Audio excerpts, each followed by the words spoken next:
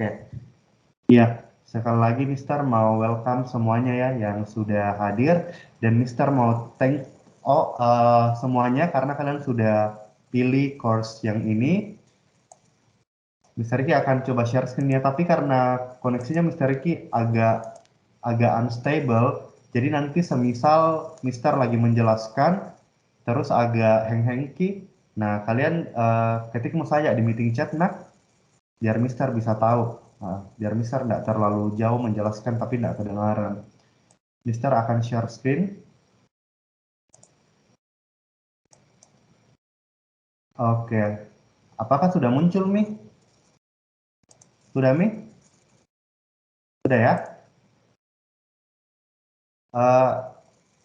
Siapa nih, Sir? Mau tanya siapa nih? Niel, sudah muncul, Niel? Oh, sudah, Sir. Oke. Ya, kita mau belajar hari ini mengenai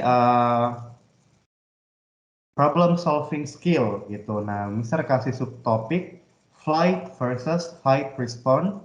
Which team are you? Nah, nanti kita belajar nih, apa sih yang dimaksud dengan flight dan juga fight response. Tapi sebelumnya Mr. Ricky mau tanya dulu ke kalian, kenapa kalian mau pilih topik ini? Apa yang kalian expect dari belajar topik ini sebenarnya? Mister mau tanya dulu ke Brighton. Kenapa Brighton? Kalau saya cuma karena sering kali kalau saya kayak masalah atau itu kayak banyak sematif, saya lebih panik atau itu, Sir. Jadi saya kurang bisa berpikir dengan jelas atau itu, Sir. Oh, oke. Jadi mau belajar bagaimana bagaimana caranya kira-kira mengatasi kepanikan itu ya, dengan belajar cara memecahkan masalah itu. Oke, Iya. thank you Brighton. Kesia boleh minta ininya nak, apa pandangan kamu, pendapat kamu, apa yang kamu expect dari ikut kelas ini atau kenapa kamu pilih course ini? Kesia? Kalau saya, Sir, kan saya agak susah yang namanya memecahkan masalah, Sir. Jadi biasa kalau ada masalah, ada problem begitu, yang kadang jadi menekan situasi begitu, saya gampang panik, terus akhirnya kayak blok saya punya pemikiran begitu, Sir. Oke. Iya, thank you Kesia. Mirip sama Brighton ya, jadi kadang-kadang karena nggak tahu mau bikin apa dengan masalah ini, jadi panik sendiri, Mi. Paniknya menjadi-jadi, tapi masalahnya nggak selesai-selesai. Oke, thank you anak-anak untuk sharingnya.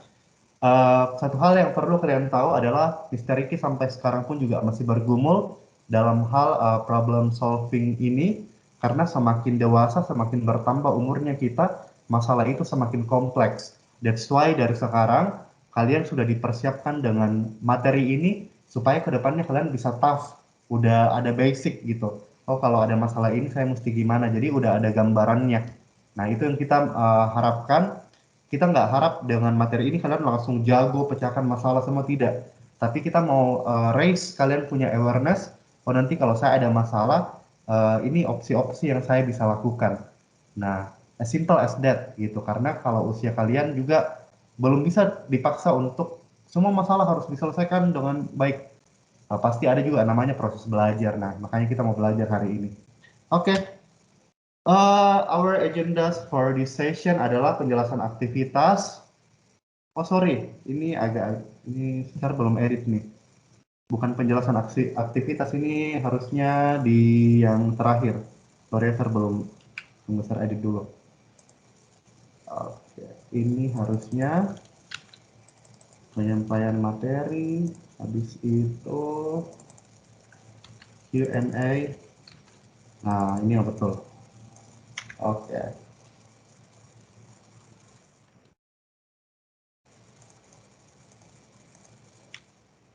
Nah, oke. Nah, penyampaian materi, terus nanti ada sesi tanya jawab, terus penjelasan aktivitas, nanti akan ada aktivitas yang kalian mesti kerjakan, lalu nanti kita foto bersama. Oke, nah anak-anak ada quote yang mengatakan seperti ini. Your problem isn't the problem, it's your attitude about the problem. Nah, Mister mau tanya nih ke beberapa dari kalian, tapi Mister mau lihat dulu kalian, karena Mister nggak hafal semua. Hai, Nicholas, Desya yang baru bergabung. Oke, Mister mau tanya ke Kathleen. Kathleen, kira-kira kalau dari quote-nya maksudnya apa ini, nak? Mungkin dari quote-nya itu maksudnya masalah kita itu bukan tentang masalahnya, malah dari sikap kami terhadap masalahnya. Oke, very good. Thank you. Bagus sekali pendapatnya. Thank you, Kathleen. Nah, Mister mau tanya lagi ke Niel deh. Niel, apa yang kau pahami nak dari quote yang tadi? Itu masalah itu tentang sikapnya kita begitu. Oke, jadi hampir sama dengan Kathleen ya. Ya, betul sekali ya. Yang Kathleen dan Niel bilang sudah betul sekali. Ini Mister, quote-nya Mister dapatkan waktu itu Mister ada ikut webinar dari seorang psikolog dan dia kasih quote ini. Jadi sebenarnya masalah itu letak terbesarnya itu di sikapnya kita. Bagaimana kita deal with the problem kayak yang tadi Brighton sama Keisha sudah bilang di awal. Kadang-kadang masalahnya itu tidak selesai-selesai, tapi paniknya kita, sikapnya kita dalam menghadapi itu yang kayaknya makin parah gitu. Nah, nanti kita mau belajar seiring dengan Mister menjelaskan, nanti kalian temukan beberapa poin dari sini. Oke, kita next ya. Tampilkan dulu. Nah, ini nih, seringkali kalau kalian atau orang-orang di sekitar kalian, teman kalian atau koko, cece, atau sepupu, siapapun itu lagi kena masalah, biasanya orang-orang di sekitar itu bilang begini, kau itu sebelumnya pasti jahat sama orang lain, makanya kau dapat masalah ini sebagai pembalasan.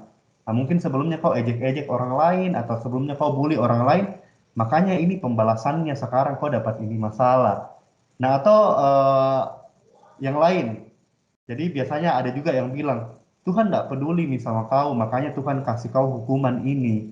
Jadi hukuman itu dikatakan atau dicap sebagai ketidakpedulian dari Tuhan, makanya Tuhan kasih itu masalah.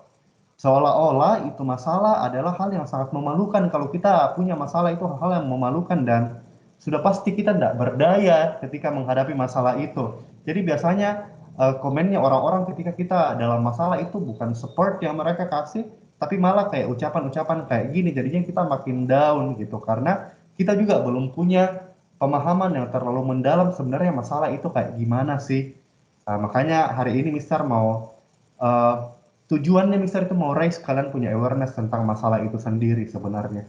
Mister nggak expect jika kalian bisa solve every problem yang kalian hadapi saat ini, tidak itu terlalu jauh, tapi paling tidak kalian tahu kalau ada masalah ini saya sikapnya mesti gimana gitu. Jadi awareness-nya kalian itu penting sekali, kesadaran diri gitu. Nah, ini yang orang-orang bilang. Tapi kalau firman Tuhan bilang apa?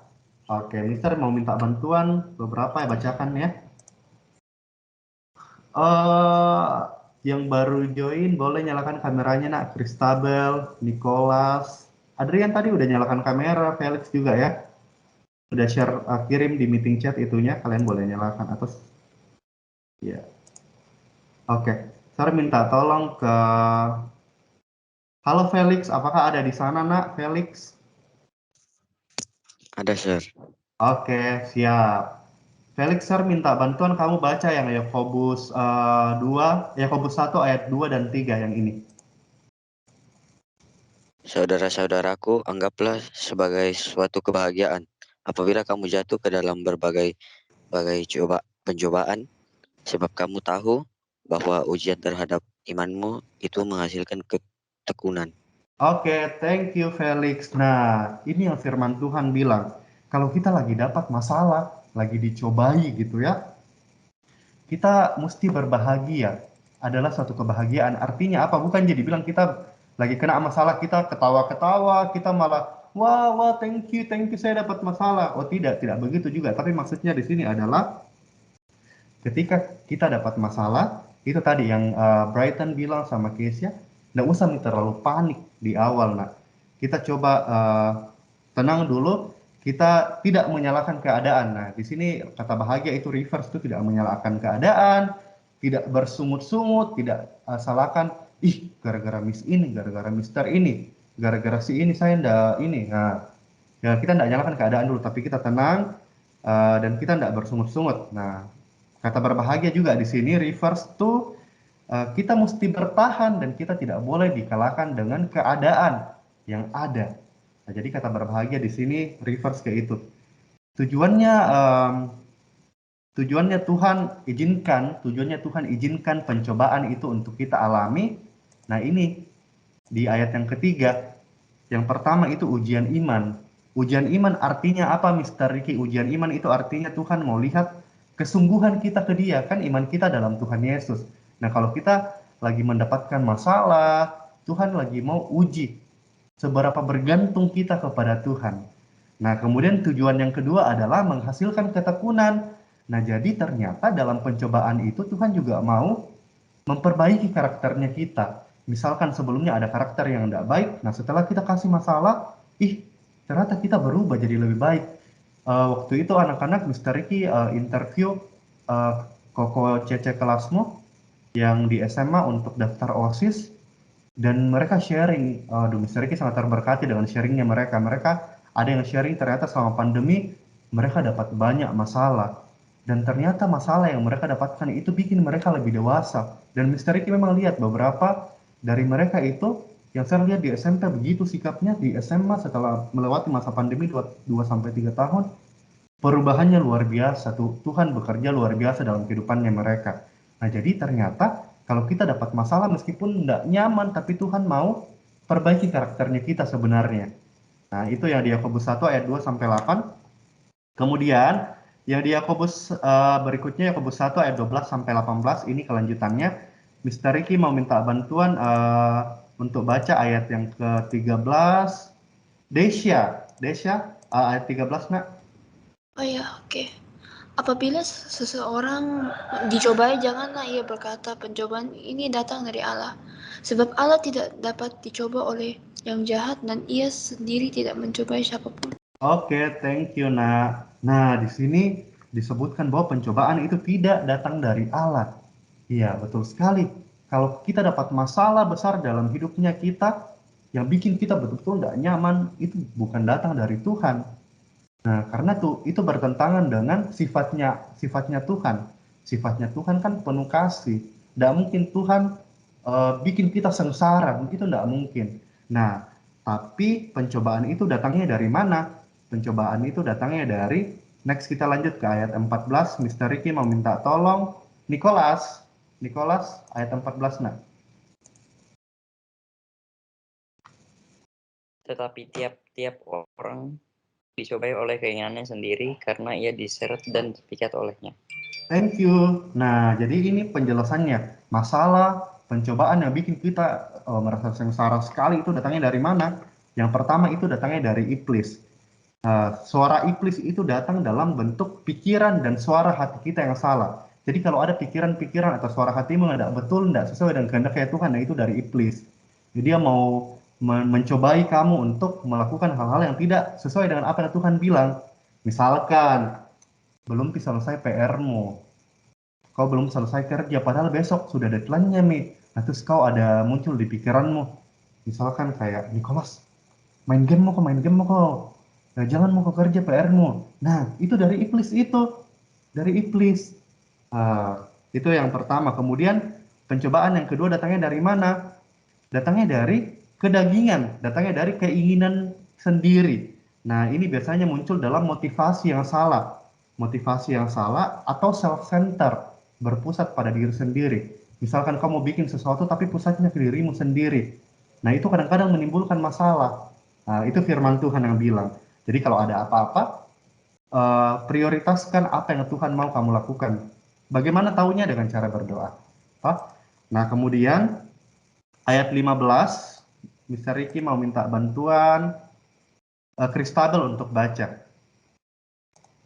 Ayat 15.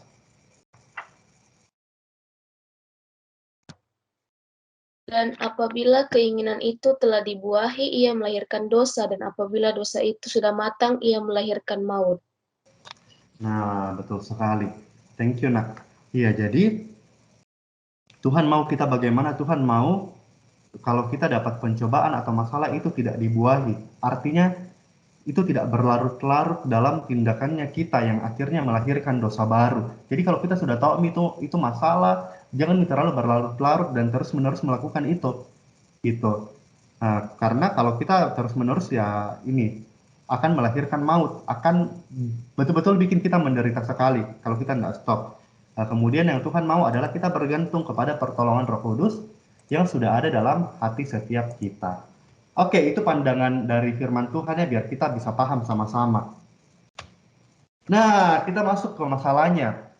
Jadi ada dua sisi masalah, nah. Yang pertama itu controllable problem atau sisi masalah yang bisa kita kontrol, kemudian yang kedua uncontrollable problem atau yang tidak bisa kita kontrol. Nah, ini biasanya terjadi yang controllable sama uncontrollable tergantung pada signifikansi konsekuensi masalahnya atau seberapa besar dampak dari masalah itu. Nah, kemudian keberadaan support system artinya orang-orang di sekitar kita yang support kita menghadapi masalah itu. Kemudian faktor yang ketiga adalah komitmen kita untuk menyelesaikan masalah itu. Jadi hal-hal ini bisa membuat masalah itu bisa terkontrol ataupun tidak terkontrol. Nah, Mr. Ricky, mau kita sama-sama brainstorming supaya kita lebih paham. Misalkan nilai kelompok di bawah KKM, sisi yang bisa dikontrolnya apa dan yang tidak bisa dikontrolnya apa. Nah, Mr. Ricky mau tanya balik ke Brighton deh. Brighton, kalau nilai kelompok, ini nilai kelompok ya di bawah KKM, kira-kira yang bisa dikontrol dari situ apa, nak? Yang bisa dikontrol kayaknya kerjaannya, seperti yang kontribusinya itu, Sir, atau berapa banyak yang dilakukan kepada kelompoknya itu, Sir. Jadi apa namanya? Dirinya kita masing-masing begitu ya? Yes, dan juga bisa seperti remedial itu lebih controllable gitu, Sir. Oke, good. Oke. Siap, jadi mengerjakan ulang ya, mengerjakan ulang kayak begitu ya, sebagai bentuk remedial. Oke, thank you Brighton. Kemudian yang kalau uncontrollable-nya, Mister mau tanya ke Desya, yang tidak bisa dikontrol kalau masalah ini nilai kelompok di bawah KKM apa, nak? Sisi yang tidak bisa dikontrol. Apa ya? Kita sharing-sharing saja, tidak apa-apa Ji kalau mau berpendapat. Mister Ricky pun juga waktu persiapkan ini belajar Ji, tidak usah takut. Itu hari ada satu temanku waktu itu hari remedial dia nggak bisa kontrol emosinya, dia sampai marah-marah nggak jelas. Oke, thank you nak for sharing. Jadi emosi atau sikapnya teman kelompoknya kita ya. Iya, Okay. Ada lagi yang kasih pendapat, mau jawab yang controllable atau uncontrollable bebas. Mau yang mana? Ada yang mau jawab? Langsung nyalakan saja mic-nya. Kira-kira. Oke, Keisha. Apa nak? Kalau saya dari sisi uncontrollable-nya itu, Sir, biasa kayak niat teman, Sir, walaupun kayak misal kita sudah ingatkan berkali-kali, sudah kasih tahu, oh tolong kerja ini, tapi kadang mereka yang tidak sadar diri, Sir, atau dia bilang, oh gampang masih itu, terus akhirnya ya begitu, Sir. Oke, very good point. Thank you, Kesia. Itu fakta ya, dan sering kalian hadapi ya, sering kalian alami. Oke, thank you, nak. Ada lagi yang kasih pendapat baik dari sisi controllable atau uncontrollable-nya? Halo Aldiansyah Felix, welcome. Ada yang kasih pendapat lagi? Tidak ada, Mi? Nicholas? Tidak? Oh, enggak, Ji. Oke. Iya. Siapa ini yang mau bicara? Saya, Sir. Kalau controllable itu misalnya kayak kita bisa sabar, Sir. Kayak begitu kah? Boleh. Oh, jadi lebih ke pengendalian diri ya, self control berarti ya?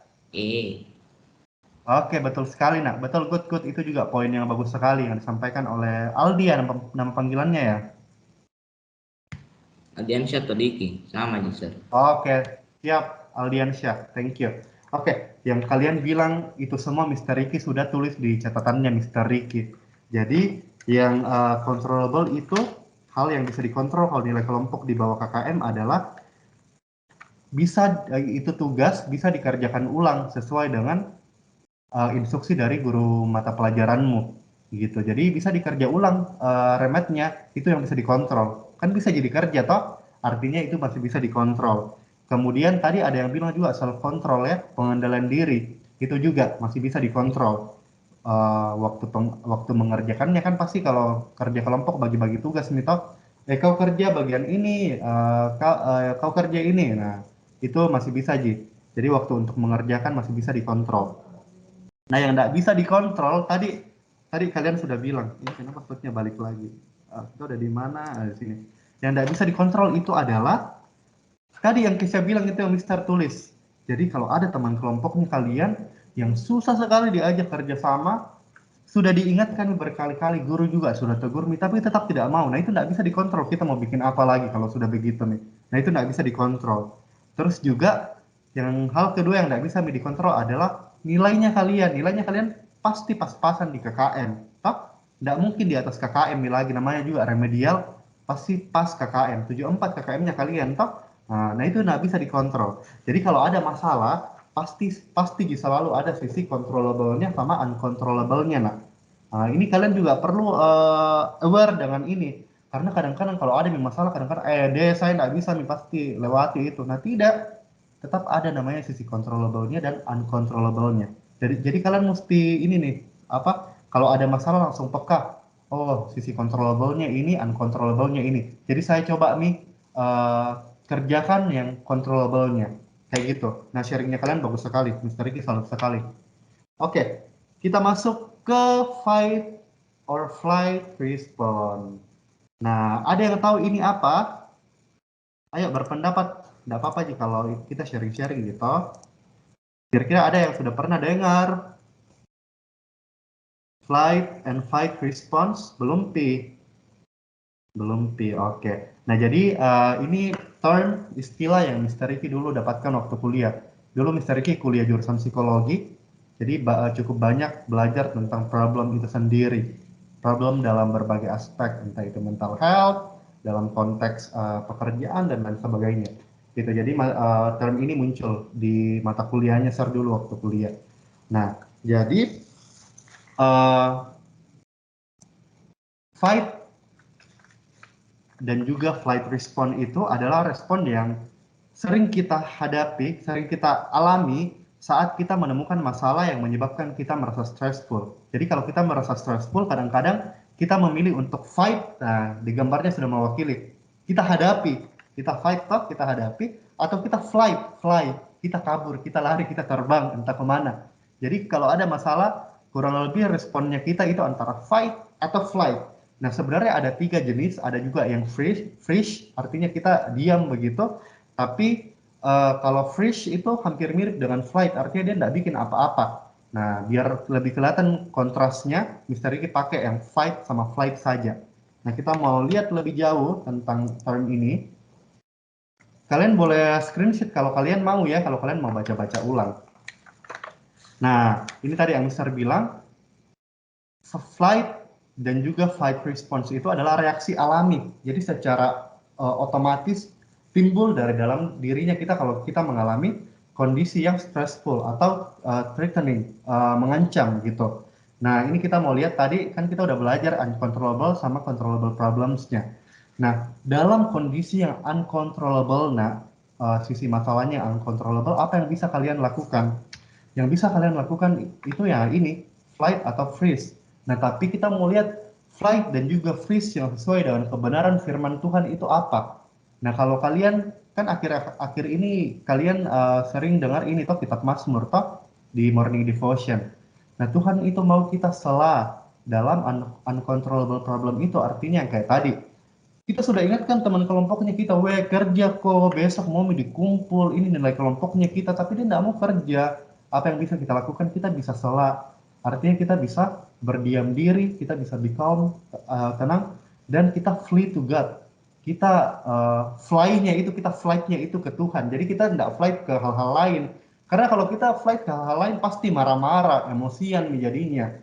Sampai-sampai orang rumah, kenapa ini anak tiba-tiba marah-marah. Belum lagi kalau misalkan lempar-lempar sendok dan lain sebagainya. Jadi untuk yang uncontrollable problems, kita flight-nya, kita freeze-nya itu ke Tuhan, kita salah. Kalau kalian baca kitab Mazmur, kalian akan sering temui ini di antara kalimat, antara bait itu, kata salah. Artinya kita tenang, kita merenung, kita flee-nya to God. Itu kita percaya sepenuhnya kepada kuasa Tuhan. Tuhan tolong ketuk pintu hatinya ini temanku. Kalaupun dia tidak mau kerja, Tuhan bantu guruku mengerti dengan kondisi ini. Kayak begitu. Jadi kita fly-nya ke Tuhan. Gitu. Jadi kita tidak berdiam diri sendiri, mengandalkan diri sendiri, tapi kita ke Tuhan. Kemudian untuk controllable problems-nya kita bisa fight. Artinya kita berusaha do some effort untuk solve the problem. Gitu. Jadi kita pikirkan, bagaimana caranya, Di? Nah, di sini ada dua, emotion focus coping. Artinya kita mengontrol emosi-emosi yang timbul akibat masalah itu. Tadi kalian sudah bilang atau emosi panik dan lain sebagainya. Jadi kita kontrol emosinya dulu, karena tidak mungkin masalahnya kita selesai kalau tetap panik, tetap marah-marah. Nah, jadi yang pertama dilakukan adalah emotion focus coping. Kita cope dulu, kita coba kontrol dulu emosinya kita. Kesha, tenang kok Kesha, tenang. Niel, yuk, Niel, tenang. Coba pikir baik-baik. Nah, jadi kita self-talk ke dirinya kita sendiri dulu, kita kontrol emosinya kita dulu. Yang kemudian yang kedua, baru kita problem focus coping. Artinya kita coba bagaimana caranya selesaikan ini masalah, hadapi ini masalah. Nah, salah satunya yang bisa kita lakukan adalah dengan melatih problem solving skill-nya kita supaya masalah itu bisa dihadapi dengan baik. Oke, ini sudah mau selesai, sudah mau masuk ke akhir-akhir. Kalian boleh screenshot juga ya. Oke, problem solving skill itu apa? Jadi problem solving skill itu saya yakin kalian sudah tahu definisi singkatnya bagaimana.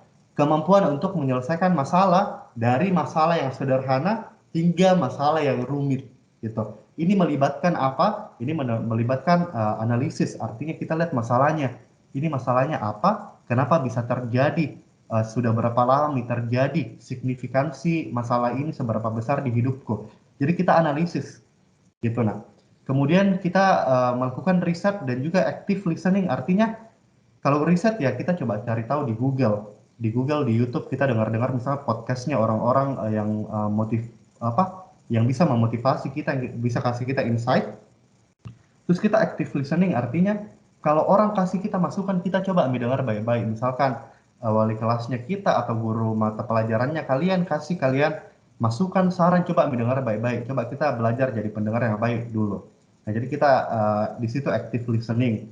Kemudian kalau kita sudah dapat informasinya dari risetnya kita sama dari masukannya orang-orang di sekitarnya kita dengan kreatif mengolah itu. Oh, kira-kira yang bisa saya lakukan yang mana, kira-kira yang bisa saya lakukan sekarang ini yang mana yang paling praktis, yang paling masuk akal, make sense untuk saya lakukan sekarang, itu masukan yang mana atau informasi yang mana. Nah, jadi dengan kreativitasnya kita sendiri yang mana nih yang bisa kita lakukan.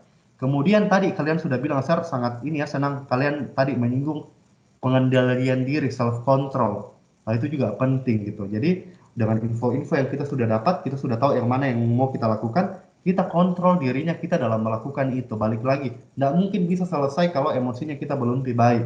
Gitu. Jadi coba tenang, coba salah ke Tuhan, gitu. Nah, baru kita pelan-pelan lakukan. Kemudian communication ini juga penting sekali ya, kayak tadi ada uncontrollable problems. Kalau kalian tidak komunikasikan ke temannya kalian, ke gurunya kalian, itu tidak akan selesai titik temunya. Nah, jadi dalam problem solving skill ini skill komunikasi juga penting sekali. Kemudian decision making. Misalkan tadi ada uncontrollable problem. Aduh, sir, miss, pusing sekali, ma. Ini tidak mau diajak kerjasama, bagaimana, mi? Nah, terus guru mau kasih opsi-opsi masukan. Oh, ini coba dilakukan ya. Nah, kamu putuskan kira-kira dari masukannya guruku yang mana yang saya mau lakukan sekarang. Kayak gitu, nah. Jadi ini beberapa skill masih banyak sekali, Pina. Makanya saya bilang di awal, ini sebenarnya topik yang susah sebenarnya, tapi saya mencoba untuk wrapping up semuanya supaya lebih concise, biar kalian lebih paham sesuai dengan konteksnya kalian yang masih di SMP. Oke. Kenapa Mr. Ricky kenapa kita semua mesti belajar problem solving skill dari sekarang? Kenapa Mr. Ricky mau share ini dari sekarang? Ini, karena di usia remaja itu, kalian ini nih, tanpa terkecuali, itu semakin memiliki rasa ingin tahu yang tinggi untuk eksplorasi dunia luar rumah. Jadi kalau usia remaja itu secara tugas perkembangannya, dari sisi psikologinya kalian, dari sisi psikisnya kalian, itu kalian lebih mau beraktivitas di luar rumah, lebih mau kenal dunia luar. Nah, kemudian yang kedua itu adalah kalau di usia remaja, keinginan kalian untuk membangun hubungan sosial yang lebih luas itu meningkat. Nah, buktinya kalian makin aktif di medsos, di TikTok, Instagram, dan lain sebagainya. Nah, kemudian kenapa penting sekali, ini poin yang ketiga menurutnya secara paling penting ya. Kenapa penting sekali kalian melatih problem solving skill dari sekarang? Karena anak-anak ini kalian mesti sadar. Ini bukan teorinya Mr. Rick ya, tapi ini fakta. Ya, bagian otaknya kalian untuk melakukan risky behavior, artinya tindakan-tindakan atau perilaku yang berisiko, yang konsekuensinya itu bisa berdampak buruk ke kalian, itu semakin intens, nah, semakin menjadi-jadi di usiamu yang remaja. Sementara bagian otakmu yang untuk memikirkan perencanaan, pertimbangan, dan konsekuensi dari tindakanmu itu belum matang. Nah, jadi istilahnya itu otakmu yang dorong kau untuk melakukan risky behavior itu sudah ada di depan sekali. Sementara bagian otakmu yang mesti pikirkan konsekuensi dari tindakanmu itu belum matang. Nah, jadi penting sekali kita semua, terutama kalian yang masih di remaja, melatih problem solving skill. Karena tidak mudah, justru karena tidak mudah, mesti latihan dari sekarang. Nah, ini fakta yang tidak bisa kalian tolak ya, karena ini natural. Ini memang naturnya kalian sebagai remaja. Nah, ini Mr. Ricky kasih empat step, 4 tahapan problem solving skill yang mesti kalian punya sebagai basicnya, sebagai dasarnya. Makanya Mister bilang tadi, Mister ndak expect jika kalian setiap masalah sekarang sudah mesti selesaikan semua, ndak aja. Nah, tapi at least kalian tahu basicnya apa yang mesti kalian lakukan kalau ada masalah itu. Mau selesai atau tidak, itu urusan belakang. Yang penting kalian sudah coba toh. Nah, ini kalian boleh screenshot ya, karena nanti tugasnya kalian dari sini juga. Yang pertama, kalau ada masalah, kalian mesti analyze the problem and its causes. Artinya kalian mesti tahu ini masalahnya apa sebenarnya. Masalah waktu pengerjaan tugas kelompok yang terlalu singkat, atau memang masalahnya di kita ini yang memang kita tidak kompak, kita tidak bisa kerja sama-sama. Masalahnya di mana sih sebenarnya? Kemudian penyebabnya apa? Misalkan kita tidak kompak kerja kelompok, penyebabnya apa sebenarnya? Atau nilai kelompoknya di bawah KKM, penyebabnya apa sebenarnya? Nah, itu kalian mesti tahu dulu. Jadi mesti analisa dulu. Nah, kemudian setelah tahu, kalian list plan-nya. Kira-kira dengan masalah ini apa yang mesti kita lakukan? Misalkan guru sudah tahu, kasih tahu, oh kalian kerja ulang nih tugas kelompoknya kalian. Nah, kalian list the plan apa yang mesti kalian lakukan, apa-apa aja. Kalian list saja semua. Nah, terus nanti dari plan-plan itu, kalian pilih kira-kira plan yang paling mungkin untuk kita lakukan apa. Misalkan dari list yang kalian bikin ada 5. Terus kalian pilih 3. Dari 5 yang kalian sudah list di awal, kalian pilih 3 yang memang realistis untuk dilakukan sekarang. Nah, 3-nya ini kalian bawa ke tahap selanjutnya. Kalian lakukan. Kalian put the 3 into action. Gitu. Jadi kalian lakukan 3 yang tadi itu. Kalian lakukan misalkan beberapa hari atau 1 minggu, Kak. Kalian coba rutin lakukan. Kemudian setelah waktu yang kalian sudah tetapkan, kalian check and evaluate the result.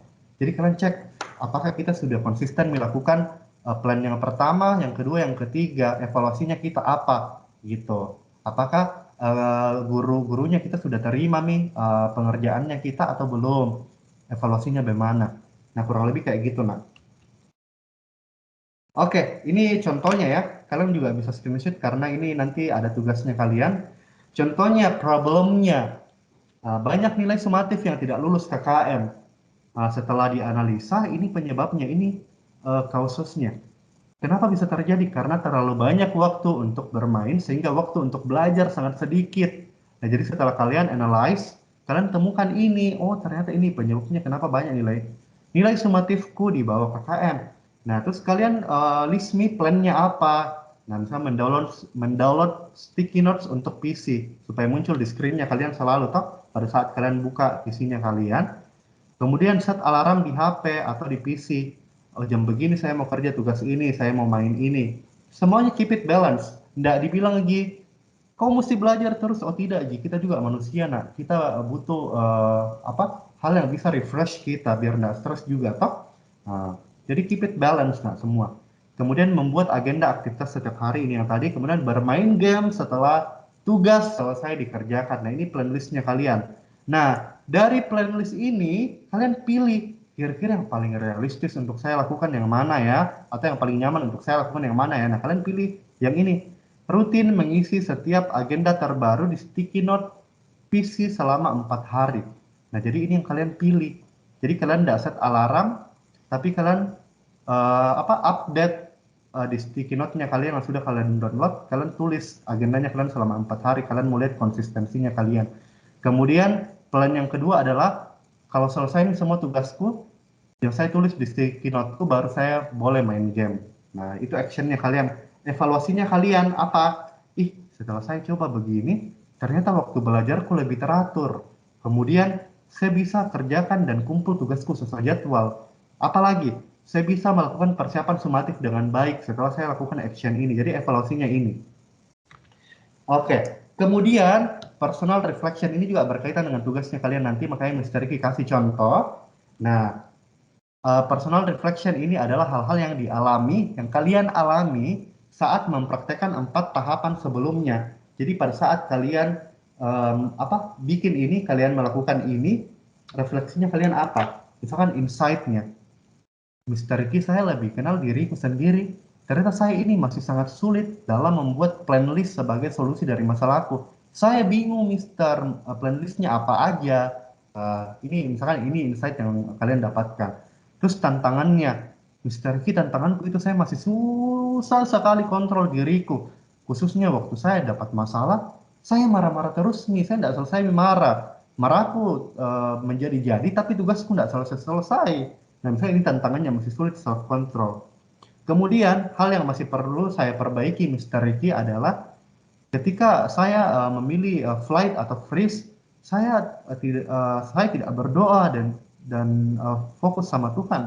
Tapi yang ada saya malah ini diam-diam gitu, saya marah-marah, saya andalkan diriku sendiri, atau saya berharap masalah ini selesai tanpa saya bikin apa-apa. Nah, misalnya kayak begitu ya. Kan tadi Mister sudah share toh, kalau flight atau freeze kita sela SELA, artinya kita berdiam diri dan kita fokus kepada Tuhan. Ya, kita berdoa gitu ya. Terus saya lebih mengandalkan diriku sendiri, Mr. Ricky, dan berpasrah dengan keadaan.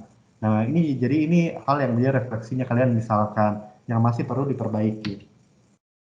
Oke, sebelum Mister jelaskan aktivitasnya, is there any question? Yuk, tunggu ya, saya lihat dulu jadwalnya. Jangan-jangan sudah selesai nih.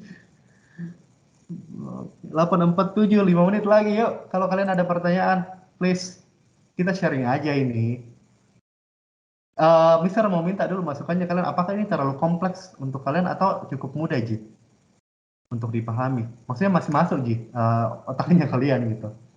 Desya, masih lumayan mudah untuk dipahami, nak? Iya, Sir. Oke, thank you. Serta yang lagi Nial, masih lumayan mudah untuk dipahami? Kalau dipahami bisa, Sir, tapi kalau dilakukan tidak bisa kayaknya. Nah, memang itu makanya nanti ada praktisnya toh. Biar bisa, iya susah memang untuk dilakukan, nak. Thank you for sharing. Brighton masih lumayan bisa jadi pahami, nak? Bisa bisa. Oke, thank you. Nah, apakah ada pertanyaan? Oh, Pristabel, silakan, nak.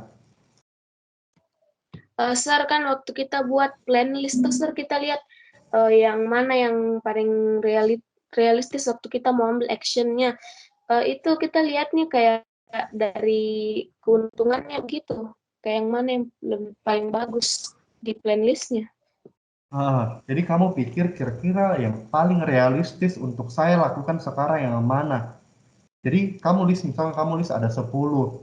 Jadi kamu list saja, random saja list, nak. Jadi awalnya kamu random list, kira-kira plan yang mana yang bisa dilakukan, ini belum lihat jauh ya. Ya random saja yang kau pikirkan, nah nanti setelah kau lihat-lihat, oh dari 10 ini saya pilih mau 3 deh, yang kira-kira paling bisa saya coba sekarang. Nah, jadi pilih saja 3, the best-nya.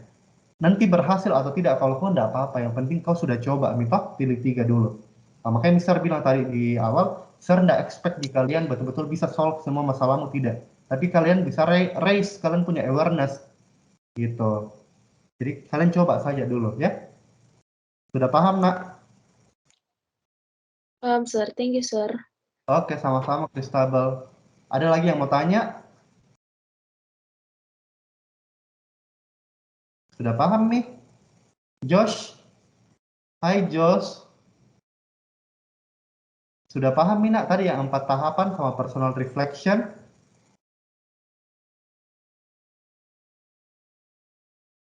Hai, Josh. Adrian, sudah paham, Adrian? Ini saya mau make sure aja, karena kalian nggak bisa kerja tugasnya kalau kalian belum paham. Sudah paham nih? Sudah, Sir. Oke, thank you. Nah, oke. Kalau begitu, Sir, akan jelaskan tugasnya. Tugasnya sama persis dengan yang tadi Mister sudah jelaskan. Nah, makanya ini Mister tulis di sini nih, ya. Practice makes perfect. Latihan saja dulu, lama-lama terbiasa, gitu. Nah, jadi tugasnya adalah kalian pikirkan satu masalah sederhana atau masalah yang kompleks, masalah yang rumit, ya kalian bebas pilih saja. Apa namanya, senyamannya kalian sharing itu masalah. Jadi kalau menurutnya kalian itu masalah ndak nyaman untuk kalian sharing lewat tugas itu, ndak apa-apa Jina, yang nyaman saja. Tapi kalau kalian nyaman untuk sharing, saya sangat apresiasi. Itu artinya kalian mau berbagi, tak? Nah, jadi kalian pikir satu masalah sederhana atau kompleks yang sedang kalian hadapi saat ini. Kemudian ini kalian screenshot aja ya, biar kalian bisa ini nanti kerja tugasnya. Kemudian buatlah kerangka pemecahan masalah berdasarkan 4 tahapan tadi yang sudah dipelajari, tak? Jadi analyze, terus bikin plan list, put it into action, kemudian evaluasinya apa. Kemudian ini lakukan plan list itu selama 4 hari. Jadi kalian lakukan itu selama 4 hari. Ini kan Jumat, jadi Sabtu, Minggu, Senin, Selasa.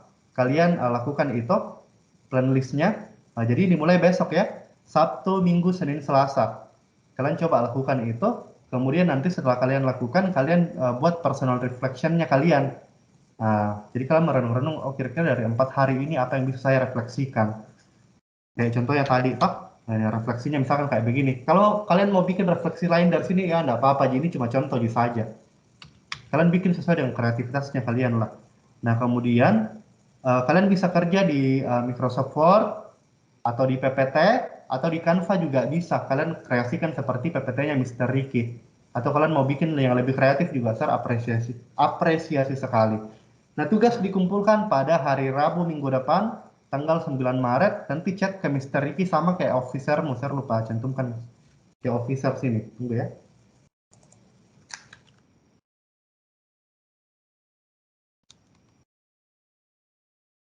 Nah, jadi nanti kalian setelah bikin itunya, tugasnya kalian kirim lewat chat ke Mr. Ricky dan officernya kalian masing-masing, ya.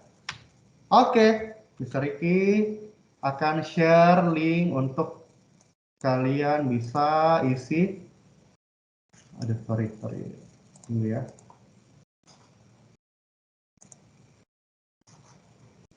Oke, Mr. akan share link untuk kalian bisa isi sebagai refleksinya kalian dari sesi ini.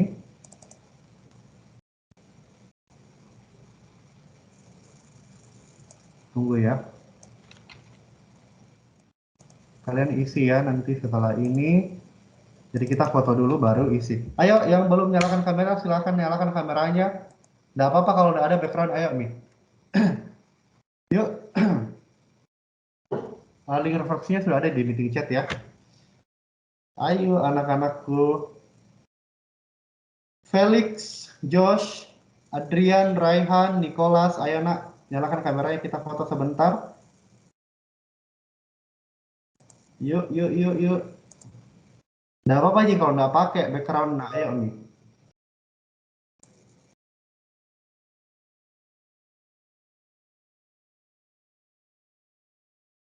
Mister hitung dari 5 ya, semua udah nyala. 5, 4, karena ini akan dipakai untuk absennya kalian, ini foto bersama. Jadi kalau nggak ada mukanya kalian nggak dianggap hadir di sini nak. Ayo nih. 5, 4, 3, 2, 1. Oke. Kita foto ya, saya hitung 3, 2, 1. Tunggu ya, share ini dulu.